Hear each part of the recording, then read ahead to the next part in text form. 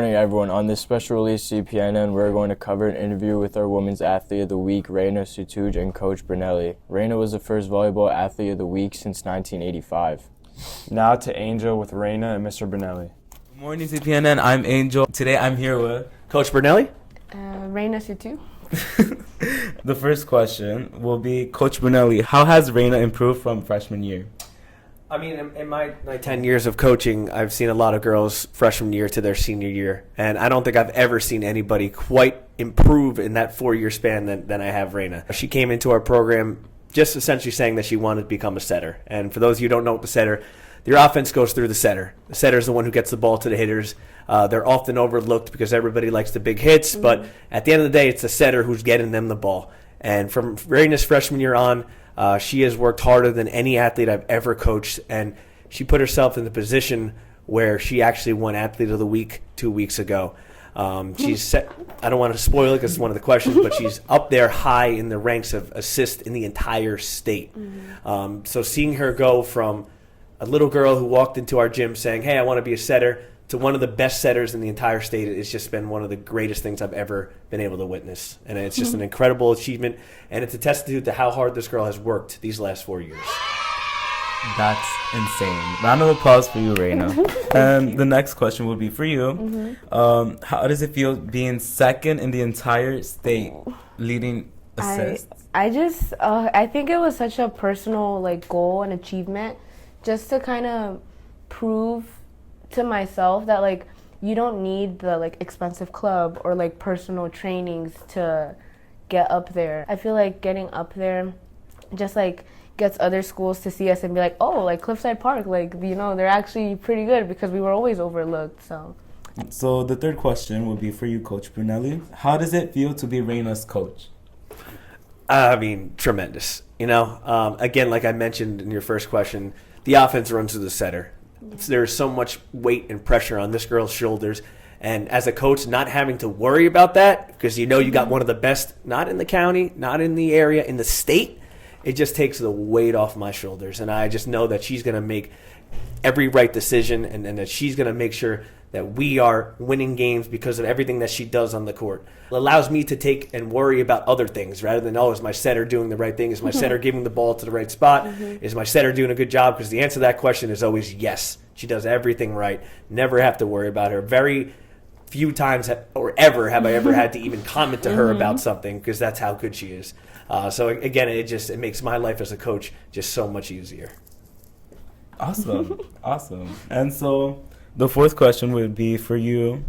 And how does it feel leaving such a positive impact on the school? Oh, I've already noticed just from the freshmen, they come up to me and they're like I want to be like you, or you're literally my idol. I just think about when I was younger and I would look up to Jasmine. So it's just it's just such a good feeling to have people look up to you and want to overcome and beat my numbers too, because my goal is to beat Jazzy's. So it's I don't know, it just feels so good to have freshmen and underclassmen just be oh, I want to be as good, or I want to get my numbers better than her. So I think that just it has a domino effect for our for upcoming class and volleyball. So the fifth question would be, how do you guys plan to help the team keep the winning streak going? Yeah, well, unfortunately, the winning streak did end this past Monday. We had won 13 straight to start the season. Didn't lose a game in September. Nope. So yeah, we lost on Monday to a very good team. So now it's more starting a new win streak, and now that we feel like we got the weight off our back of having to keep this under streak, as great as it was, as fun as it was, now it's time to start a new streak, and now we can not worry about, when are we going to lose our first game, because we talked about it, we knew it was going to happen eventually. So it did just happen, unfortunately. But we're back on the court today, and we're hoping to start a new one and see how long we could last this one for. I also think that just the fact that we lost to a great team, we put everything into that game. So it just feels so nice that, okay, even though we lost, we did put everything, and we did try our hardest, and we did try to fix our mistakes in the first set into the second. What matters is that you guys tried. Yeah, exactly. And you at least didn't. So it was a good loss. I don't know. And then also what you said about the superstition with the shirts, it did break that, because we were all what are we gonna lose? Yeah. To refer to that, I'm very superstitious. So we have 2 sets of jerseys, short sleeve and a long sleeve one. So once we got on that little win streak, I made it mandatory that we alter each game. So short sleeve, long sleeve, short sleeve, long sleeve, no matter what. So now that we did lose, we can kind of break that superstition and they can kind of wear whatever they want, which is fine by me. And the last question is there anything else you guys would like to say? Yeah, I'll go first. Again, this interview is about Reyna, okay? And what I want to say about her is something I said in our Instagram tweet, is that she's just the most selfless girl that I've ever coached, and I'm not just saying that, okay? Whenever I would come up to her, hey, Reyna, you're doing such a good job, and her first response is, oh, thanks, coach. I'm really doing. No, I just want to get the ball to my hitters. I just want my hitters to do well, and that's all she's concerned about. And one thing about her, in the sport of volleyball, a lot of girls are concerned with stats. They look, oh, I had this many kills, I had this many digs, this many assists. I would come to Reyna the next day at school after she had a big game, 30 assists, I think it was. Reyna, you had 30 assists last night. Her response was like, oh, I know. It's like, oh, I did? And the reason I bring that up is she's not looking at that. She's not checking her stats. Like, yeah, she looks now. She wants to see where she is.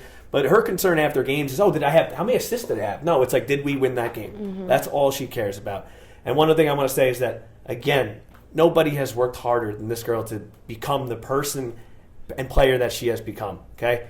She came in, again, I said it before, with no experience setting. And in 4 years' time, she's one of the best. And I think she's going to go down as the best setter that's ever walked these halls at Cliffside Park High School. Okay? Athlete of the Week, only the second time in girls volleyball program history.